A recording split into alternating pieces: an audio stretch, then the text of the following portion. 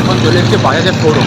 তো এখানে যেমন দেখছো পিছনে বাজাজের শোরুম আছে। আমার যে বাইকটা আছে পালসার N250, ওদের আজকে 7th নাম্বার মানে সার্ভিসিং হবে। এখানে তো অনেক কষ্টের পর জব কার্ডটা বানানো হয়ে গেছে। তো এখানে যেমন দেখছো জব কার্ডের সে রিসিপ্টটা দিয়েছে আমাকে। আমার গাড়িটা মানে ফার্স্টে ওয়াশিং করে দিচ্ছে, তারপরে মানে সার্ভিসিংটা হবে। বাইকটা ওয়াশ করে আমি সার্ভিস সেন্টারের ভিতরে চলে এসেছি। এবার সার্ভিসটা স্টার্ট হবে। যেমন দেখছো বাইকটা উপরে কিন্তু তোলা হয়ে গেছে। এটা সিএনজি বাইক না? তো এইটা যখন দেখছো বাজারে একটা নিউ বেরিয়েছিল পুরো ওয়ার্ল্ডের ফার্স্ট মানে সিএনজি বাইক, যেটা বাইক সার্ভিসের পরে একটু আমি বাইরে গেছিলাম। তো ওইখান থেকে আসার সময় ভাবলাম আমার ওটার ভিউটা ভালো হয়ে যাবে আর বাইক রিভিউটা ভালো ছিল।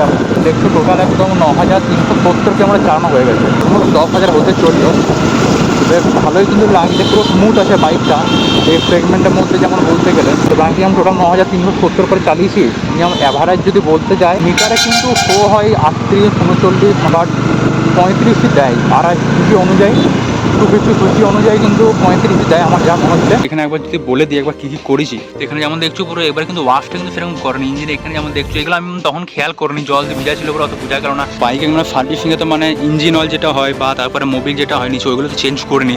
জাস্ট উপর থেকে বাকি যে সার্ভিসিংগুলো হয় ওগুলো মানে টোটালটাই করেছি। তাছাড়া যদি প্রবলেমে যদি এদিকে বলি, যে চেন পকেটে দেখছো বাইকের যে এখানে চেন পকেটটা হয়, এটা কিন্তু অনেক মানে আওয়াজ হচ্ছিলো, মানে হালকা গাড্ডা পাটাতে গেলে কিন্তু অনেক আওয়াজ হয়। তো এখন মানে কমেছে একটু, পুরোপুরি কিন্তু বন্ধ হয়নি, মানে টাইট করেছে বাট একটু কমেছে। আর আমার এটা টোটাল মানে 7th সার্ভিস চলছে আর 4th নাম্বার পেড সার্ভিস চলছে। আর আমার বাড়িতে জানুয়ারির 5 তারিখ করে 2 বছর হয়ে যাবে পুরোপুরি।